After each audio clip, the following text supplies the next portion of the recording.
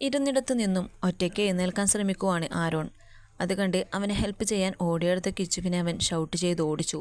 Don't touch me. എനിക്കറിയാം ഒറ്റയ്ക്ക് നടക്കാം കേട്ടല്ലോ. നീ നിൻ്റെ സ്വന്തം കാര്യം നോക്ക്. ഇപ്പോൾ ഔട്ട് ഹൗസിലേക്ക്, എനിക്കൊന്ന് ഉറങ്ങണം. വലിഞ്ഞു മുറുകിയ മുഖത്തോടെ രക്തം ഇരച്ചു കയറിയ കണ്ണുകളോടെ അവനത് പറയുമ്പോൾ അവൻ്റെ കണ്ണുകൾ ഒരു വേള നിറഞ്ഞിരുന്നു. എന്തൊക്കെയായാലും അവളെ ആർക്കും വിട്ടുകൊടുക്കാൻ അവൻ തയ്യാറായിരുന്നില്ല. അവൻ മതിലിൽ പിടിച്ച് റൂമിലേക്ക് പോയതും ക്ഷേത്ര താഴേക്ക് പോയി. ആ സമയം അപ്പച്ചി വന്നിരുന്നു. അപ്പച്ചി, ഫ്രീ ആകുമ്പോൾ ഒന്ന് ലോണിലേക്ക് വരാമോ? നിനക്ക് കുറച്ച് സംസാരിക്കാനുണ്ട്. എന്താ മോള് പറഞ്ഞോളൂ. വേണ്ട, ഞാൻ ലോണിൽ വെച്ച് പറയാട്ടോ. അപ്പച്ചിക്കുട്ടി ഏത് വിധേനയും ഗായത്രിയെക്കുറിച്ച് അറിയണം. അതായിരുന്നു അവളുടെ ചിന്ത. അപ്പച്ചിയോട് യാത്ര പറഞ്ഞവൾ ഔട്ട് ഹൗസിലേക്കും പോയി. ഹലോ ദേവ്. കിച്ചു. അവൾ ഞാൻ വിളിച്ചിട്ട് കോൾ പിക്ക് ചെയ്യുന്നില്ല. എനിക്ക് അവളോട് സംസാരിക്കാനിട്ട് എന്തോ പോലെ. അവളോട് എന്നെ വിളിക്കാൻ പറയുമോ? അവൾ എങ്ങനെ വിളിക്കാനാ? സകല സത്യങ്ങളും നിനക്ക് അറിയാമായിരുന്നിട്ടും അവളോട് നീ പറയാഞ്ഞതിലാണ് പെണ്ണെ അവൾക്ക് കൂടുതൽ സങ്കടം. ഞാൻ നിന്നോട് അന്നേ പറഞ്ഞതാ ആരുവിൻ്റെ കാര്യമെങ്കിലും അറ്റ്ലീസ്റ്റ് ഒന്ന് പറയാനായിട്ട്. അന്ന് നിനക്ക് പേടി അവൾ നമ്മുടെ കാര്യത്തിൽ എന്തെങ്കിലും ഉടായ്പ് കാണിക്കുമോ എന്ന്. പാവം കൊച്ച്. ഈ പാവം കുഞ്ഞിനെയാ നീ. എന്നെ ദേഷ്യം പിടിപ്പിക്കാതെ എല്ലാം പറഞ്ഞ് കോംപ്രമൈസ് ആക്കിയിട്ട് വേണം നാട്ടിലേക്ക് ലീവ് പറയാൻ. ഇനി 3 ആഴ്ചയുള്ളൂ കല്യാണത്തിന്. അവൾ പിണങ്ങിയിരുന്നാൽ ശരിയാവില്ല. ദേവ് ഷാരുവിനോടൊന്ന് സംസാരിക്കാൻ പറയും. ആലോചിക്കട്ടെ. ഇപ്പോൾ മോള് ചെല്ലട്ടാ, പോയി ക്ലാസ് എടുക്ക്. എനിക്കൊരു വീഡിയോ കോൺഫറൻസ് ഉണ്ട്. ലവ് യു ഉമ്മ. അവളോട് ഈ കാര്യം പറഞ്ഞ് അങ്ങോട്ട് ചെന്നാൽ അവൾ ആരുവിനേക്കാൾ കഷ്ടമാവും. അയ്യോ എൻ്റെ പൊന്നോ, ബോഡി കേടാവും, ദേവ് മനസ്സിൽ പറഞ്ഞു. ആരോൺ ദേഷ്യം പിടിച്ച് റൂമിലേക്ക് കയറി. അവളുടെ ആ വാക്കുകൾ അത് ഇപ്പോഴും എൻ്റെ ചെവിയിൽ മുഴങ്ങി കേൾക്കുന്ന പോലെ. ഇനി ആർക്ക് വേണ്ടിയും ഒരു കാത്തിരിപ്പില്ല. എല്ലാം അച്ചയ്ക്ക് വിട്ടുകൊടുക്കുക. എല്ലാം വീട്ടുകാരുടെ ഇഷ്ടം. അവൻ മുഷ്ടി ചുരുട്ടി മതിലിൽ ആഞ്ഞടിച്ചു. ഇല്ല ആർച്ച, ഇത്രയും നാൾ പിരിഞ്ഞിരുന്നിട്ടും കാലം നിന്നെ തിരികെ എൻ്റെ കയ്യിലേക്ക് ചേർത്തിട്ടുണ്ടെങ്കിൽ നീ എൻ്റേത് മാത്രമാവാനുള്ളതാണ്. എൻ്റെ പെണ്ണാകുവാൻ മറ്റാർക്ക് വേണ്ടിയും ആരുടെ വാശിക്കും നിന്നെ ഇനി ആരോൺ വിട്ടുകൊടുക്കില്ല. ഈ പൊസസീവ്നെസ്സിലൂടെ പ്രേമം പുറത്ത് ചാടിക്കാനുള്ള ഒരു വിദ്യയുണ്ട് നിനക്ക് ഞാൻ വച്ചിട്ടുണ്ടടി. ആരോൺ മീശ പിരിച്ചുകൊണ്ട് സ്വയം പറഞ്ഞു. എന്തേ, ഞാൻ പറഞ്ഞതൊക്കെയും ചങ്കിക്കൊണ്ടോ? വേണം, കൊള്ളണം. അതിനുവേണ്ടി തന്നെയാണ് ഞാൻ അത്രയും പറഞ്ഞതും. ഈ കാലം ഇത്രയും നിങ്ങളെ ഓർത്ത് ഞാൻ കരഞ്ഞു തീർത്തപ്പോൾ ഒരു വട്ടമെങ്കിലും എൻ്റെ നോർക്കൊന്നു വന്നോ? ഇല്ല. ഒളിച്ചിരുന്ന് കണ്ടിട്ട് പോവും. അപ്പോൾ കുറച്ചൊക്കെ വിഷമിക്ക്. ഈ കിച്ചു ആരാണെന്ന് കാട്ടിത്തരാടാ. ഔട്ട് ഹൗസിൽ ഹാങ് ചെയ്തിരിക്കുന്ന ആരോണിൻ്റെ ഫോട്ടോ നോക്കിയാണ് അവളുടെ പ്രകടനം മുഴുവൻ. പിന്നിലെ ചുമകേട്ടാണ് അവൾ ഞെട്ടിത്തിരിഞ്ഞ് നോക്കിയത്. ദേവേട്ടാ, വാ അകത്തേക്കിരിക്ക്. കിച്ചു എന്തേ നെച്ചുവിൻ്റെ കോൾ അറ്റൻഡ് ചെയ്യുന്നില്ല? അവൾക്ക് നല്ല സങ്കടം ഉണ്ടടാ. അവൾക്ക് നിന്നെ ഒത്തിരി ഇഷ്ടമുള്ളതുകൊണ്ടല്ലേ. കല്യാണമൊക്കെ അല്ലേ, സങ്കടം കൂടി BP ആയി. അവൾക്ക് വല്ല അറ്റാക്കും വന്നാലോ?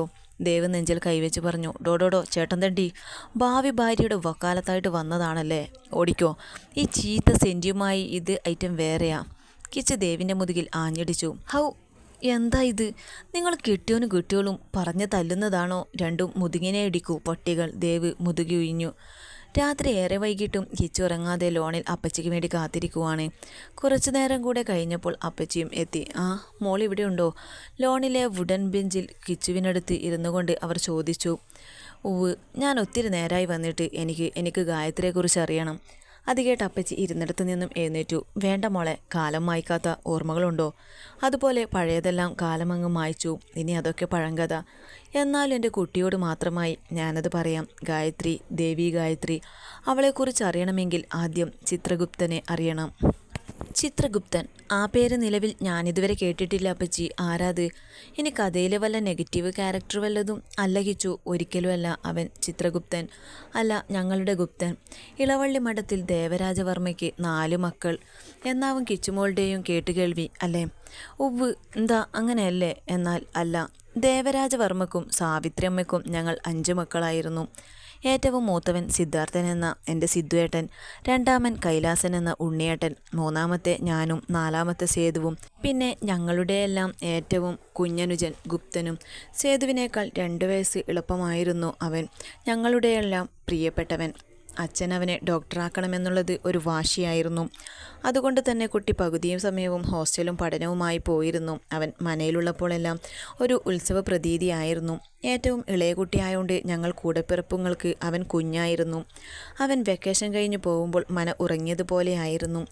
ഇളവള്ളിമഠം മനയോളം പ്രൗഢിയും തലയെടുപ്പുമില്ലെങ്കിലും ആയുർവേദ ധന്യന്തരത്തിൽ പ്രാവീണ്യം തെളിയിച്ച രാമകൃഷ്ണ ഭട്ടിൻ്റെയും ഭാനുമതിയുടെയും ഏകമകൾ ദേവി ഗായത്രി എന്ന ദേവു സർപ്പദംശനമേറ്റ് മരണത്തെ മുഖാമുഖം കണ്ടുകിടക്കുന്ന ആളുകളെപ്പോലും മറുമരുന്ന് നൽകി ഭേദപ്പെടുത്തുന്നവൾ, നാഗക്കാവിലെ അനന്തമൂർത്തിയുടെ അനുഗ്രഹവും തേജസ്സും പ്രാപ്തമാക്കിയവൾ, കന്നിയിലെ ആയില്യത്തിൽ കളം മുഴുവനും ഒറ്റയ്ക്ക് മായ്ക്കുന്നവൾ, വിദ്യയിലും അറിവിൻ്റെ കൊടിമുടിയായവൾ, ഏതെല്ലാം ദേശത്ത് നിന്നാണ് വിഷം തീണ്ടിയ അവസ്ഥയിൽ അവളെ തേടി ആളുകൾ എത്തിയിരുന്നത്. ദൈവികതയുള്ള പെൺകുട്ടി, കാണുവാനോ ചെമ്പനീർ പൂവ് തോൽക്കും അതരങ്ങളുള്ളവൾ, ചിരിക്കുമ്പോൾ മുല്ലമൊട്ടിനിറമുള്ള മുത്തുകൾ പൊഴിക്കുന്നവൾ, നിലാവുദിച്ച ശോഭയാർന്നവൾ, ഇടതൂർന്ന മുടിയിഴകളിൽ ഐശ്വര്യത്തിൻ്റെ നേർത്തിളക്കം തുളുമ്പുന്ന തുളസിക്കതിരിൻ്റെ നൈർമല്യമുള്ള പെണ്ണ്. സേതുവും ഗായത്രിയും ഒരേ പ്രായമായിരുന്നു. നമ്മുടെ മനയുടെ പിന്നിലെ കൈതക്കാടിൻ്റെ പിന്നിലുള്ള വഴിയുടെ അവസാനം കാണുന്ന ഇല്ലമായിരുന്നു അവളുടെ വീട്, വൈകുണ്ഠം. കിട്ടുന്ന ഒഴിവു സമയങ്ങളിലും എന്തെങ്കിലുമൊക്കെ പുസ്തകം സേതുവിൽ നിന്ന് വാങ്ങിക്കുവാനോ ഒക്കെയായിട്ട് അവൾ മനയിൽ സ്ഥിരം സന്ദർശകയായിരുന്നു. അമ്മയ്ക്ക് അവളെ ഒരു മകളെ പോലെ ആയിരുന്നു. അച്ഛൻ മിലിറ്ററിയിൽ നിന്ന് തിരികെ വന്ന സമയത്ത് ഗുപ്തൻ്റെ പഠിപ്പിന് വേണ്ടിയും സേതു അവൻ്റെ പഠനം പാതി വഴിയിൽ ഉപേക്ഷിച്ചു. ജോലിക്ക് പോയിരുന്നപ്പോഴും അവൾക്ക് സമയം കിട്ടുമ്പോഴെല്ലാം സേതുവിനെ അവളുടെ ബുക്കുകൾ കൊടുത്തും ക്ലാസ് പറഞ്ഞു കൊടുത്തും സഹായിച്ചിരുന്നു. അതോടെ അവരുടെ സൗഹൃദവും വളർന്നു. പിന്നെ ഗായത്രി ഞങ്ങളുടെ കുടുംബത്തിലെ ഒരു അംഗമായി കഴിഞ്ഞിരുന്നു. അവൾക്ക് അപ്പോഴും സേതുവിനോട് കലർപ്പില്ലാത്ത സൗഹൃദമാണെന്ന് ഒറ്റനോട്ടത്തിൽ നമുക്ക് മനസ്സിലാകുമായിരുന്നു. പക്ഷെ സേതു അവൻ്റെ മനസ്സിൽ താളപ്പിഴവുകൾ ഒരു വല്യേച്ചി എന്ന നിലയിലും മറ്റൊരാളെ അഗാധമായി പ്രണയിക്കുന്ന നിലയ്ക്കും ഞാൻ മനസ്സിലാക്കിയിരുന്നു. അപ്പോഴും എൻ്റെ മനസ്സിലെ സമാധാനം എന്തെന്നാൽ എന്തുകൊണ്ടും ഗായത്രി സേതുവിന് ചേരുന്ന കുട്ടിയാണ്. വിദ്യാഭ്യാസമായാലും സ്വഭാവമായാലും ഭംഗിയിലായാലും ഞാൻ സേതുവിനെ പോലെ മനസ്സിൽ കണക്കുകൂട്ടി. പക്ഷേ അവളുടെ ഹൃദയത്തിൻ്റെ ഉള്ളറകളിൽ എൻ്റെ മറ്റൊരു അനുജനെയാണ് അവൾ പ്രതിഷ്ഠിച്ചിരിക്കുന്നതെന്ന് അറിയാതെ. ഒരിക്കൽ സേതുവിൻ്റെ റൂമിൽ ഒരു ബുക്ക് തപ്പി കയറിയ എൻ്റെ കയ്യിൽ കിട്ടിയത് അവൻ്റെ ഡയറിയായിരുന്നു. എന്തോ അത് വായിച്ചപ്പോൾ എനിക്ക് എൻ്റെ പ്രണയത്തോട് പോലും കുറവ് തോന്നിപ്പോയി. കാരണം അത്രയും ആഴത്തിലായിരുന്നു സേതുവിൻ്റെ ഹൃദയത്തിൽ അവൾ പതിഞ്ഞിരുന്നത്. സേതു ഗായത്രിയെ സ്നേഹിച്ചു തുടങ്ങുന്നതിന് 5-6 വർഷം മുന്നെയാണ് ഞാൻ ആരുവിൻ്റെ പപ്പയെ പ്രണയിച്ചു തുടങ്ങുന്നത്. അതും വളരെ രഹസ്യമായി. അപ്പച്ചിയുടെ ചിരി ചുണ്ടുകളിൽ പ്രതിധ്വനിച്ചു. പ്രണയം അതേത് പ്രായത്തിലും വീഞ്ഞു പോലെയാണ്. അവനെ ഞാൻ കയ്യോടെ പിടിച്ചു. ഇനി ഒളിഞ്ഞും തെളിഞ്ഞും പ്രേമിക്കേണ്ട എന്നും അവളോട് നേരിൽ പ്രണയം പറഞ്ഞോളൂ എന്നും ഞാൻ അവനോട് പറഞ്ഞു. സമയമാവുമ്പോൾ അച്ഛനോട് പറയാമെന്നും അവനെ ഞാൻ വാക്കുകൊടുത്തു. അവനും ഉറപ്പായിരുന്നു അവൾ അവനെ തിരികെ പ്രണയിക്കുമെന്നുള്ളത്. ആ സമയങ്ങളിൽ അവൻ വല്ലാത്തൊരു സന്തോഷത്തിലായിരുന്നു. രാത്രികളിൽ ഉറക്കമില്ലാതെ മട്ടുപ്പാവിലെ ഇപ്പോൾ ആരും കയറാതെ പൂട്ടിയിരിക്കുന്ന ആ മുറി, അത് ഗുപ്തൻ്റെ മുറിയായിരുന്നു. ഗുപ്തൻ ഇല്ലാത്തപ്പോഴെല്ലാം സേതു ആ മുറിയിൽ കയറി ജനലിലൂടെ ഗായത്രിയുടെ മുറിയിലേക്ക് നോക്കും. അങ്ങനെ ഇരിക്കും. അവളുടെ മുറിയുടെ ജനലടക്കും വരെ ആ മുറിയുടെ ജനലിലൂടെ നോക്കിയാൽ നേരെ ദിശയിൽ ഗായത്രിയുടെ മുറിയായിരുന്നു. അങ്ങനെ ദിവസങ്ങൾ കൊഴിഞ്ഞുപോയി. ഗുപ്തൻ്റെ പരീക്ഷകളെല്ലാം കഴിഞ്ഞവൻ തിരികെ എത്തി. വീട്ടിൽ ഉത്സവ പ്രതീതി. എല്ലാവർക്കും സന്തോഷം. അന്ന് കാവിലെ പൂജയുടെ ദിവസം, എൻ്റെ നെഞ്ചിൽ ആദ്യത്തെ വെള്ളിടി വെട്ടിയ ദിവസം. എല്ലാവരും കാവിൽ പൂജയുടെ തിരക്കിലായിരുന്നു. കുളക്കടവിൽ കുളിച്ചിട്ട് വരാമെന്ന് പറഞ്ഞിട്ട് പോയ ഗുപ്തനെ അന്വേഷിച്ച് ചെന്ന ഞാൻ കാണുന്നത് ഉടയാട ചുറ്റി കുളക്കടവിൽ ഗുപ്തനോടൊപ്പം കെട്ടിപ്പുണർന്നു നിൽക്കുന്ന ഗായത്രിയെയാണ്. ഗായത്രി, ഞാനൊരു അലർച്ചയായിരുന്നു. നീ ഇതെന്തായി ചെയ്യുന്നത്? ഗുപ്തൻ നിനക്ക് അനുജനല്ലേ മോളെ? മറ്റാരേലും ഇത് കണ്ടുവന്നിരുന്നെങ്കിലോ? എൻ്റെ വാക്കുകൾ പോലും വിറങ്ങലിച്ചു പോയി. വല്യേച്ചി, ഞങ്ങൾ ഒത്തിരി നാളായി ഇഷ്ടത്തിലാണ്. ഞാനിത് സേതുവേട്ടനോട് പറയാനിരിക്കുമായിരുന്നു. എനിക്ക് ദേവുവില്ലാതെ ഒരു ജീവിതമില്ല. ഞങ്ങൾ മനസ്സുകൊണ്ടും ശരീരം കൊണ്ടും ഒന്നായി തീർന്നിരിക്കുന്നു. അവൻ്റെ വാക്കുകൾ കൂരമ്പ് പോലെ എൻ്റെ ചെവിയിലും ഹൃദയത്തിലും വന്ന് തറഞ്ഞിരുന്നു. ആദ്യം ഞാൻ അവരെ രണ്ടാളെയും അതിൽ നിന്നും പിന്തിരിപ്പിക്കാൻ നോക്കി. പക്ഷേ എൻ്റെ ചിന്തകൾക്ക് അതീതമായിരുന്നു അവരുടെ പ്രണയം. ഈ ബന്ധം ആരും അംഗീകരിക്കില്ല എന്ന് പറഞ്ഞപ്പോൾ ഗുപ്തൻ്റെ മറുപടി എന്തായിരുന്നെന്ന് അറിയുമോ? ആരു കൂടിയില്ലേലും എൻ്റെ സേതുവേട്ടനുണ്ടാവുമെന്ന്. ആ സേതുവേട്ടൻ്റെ പെണ്ണിനെയാണ് ഇവനും പ്രണയിക്കുന്നതെന്നും ഇവനും അറിയില്ലല്ലോ ഭഗവാനെ. ഞാനെല്ലാം മഹാദേവനിൽ അർപ്പിച്ചു. ഗുപ്തൻ +2 പഠിക്കുമ്പോൾ മുതലുള്ള പ്രണയം. നാട്ടുവഴിയിലും കുളക്കടവിലും മനയിലെ ഗുപ്തൻ്റെ മുറിയിലും കൈതക്കാട്ടിലും അവരുടെ പ്രണയം അറിയാത്ത ഒരു ഉറുമ്പ് പോലും ഉണ്ടായിരുന്നില്ല. പരസ്പരം മനസ്സും ഹൃദയവും തൊട്ടറിഞ്ഞ പ്രണയം. എനിക്കറിയില്ല വല്യേച്ചി, എപ്പോഴാ എങ്ങനെയോ മനസ്സിലങ്ങ് തോന്നിപ്പോയി. ഇനി പറിച്ചറിയാൻ കഴിയില്ല രണ്ടാൾക്കും.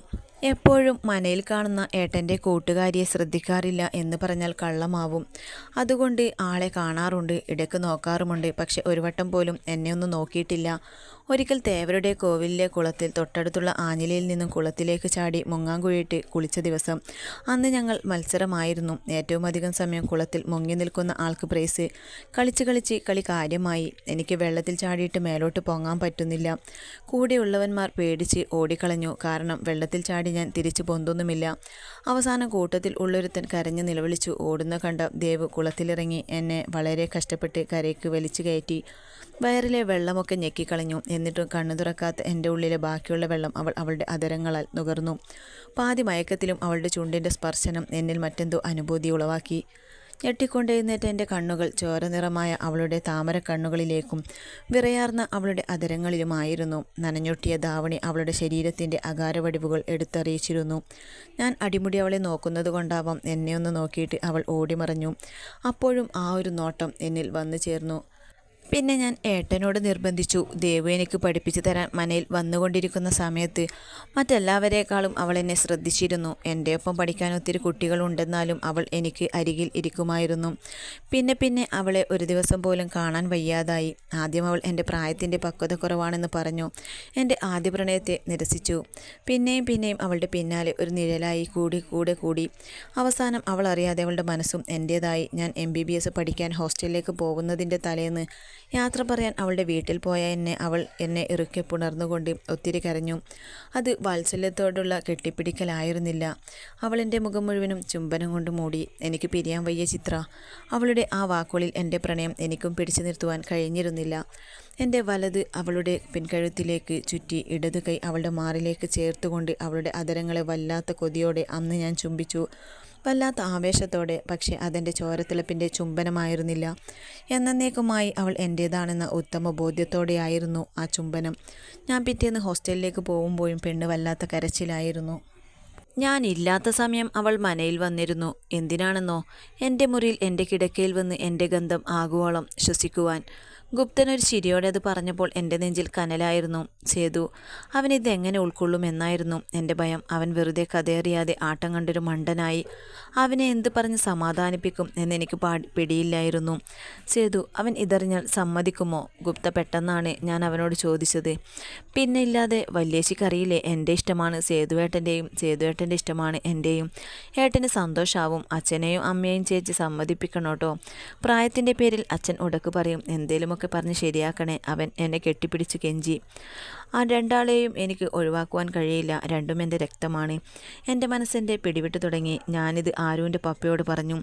ആൾക്ക് അതിലും വലിയ ഞെട്ടലായിരുന്നു. 2 അനിയന്മാരുടെയും അവസ്ഥ ശോകമാവും. പിന്നെ ഗായത്രി ഒരിക്കലും സേതുവിൻ്റെ പ്രണയം അറിഞ്ഞിട്ടില്ല.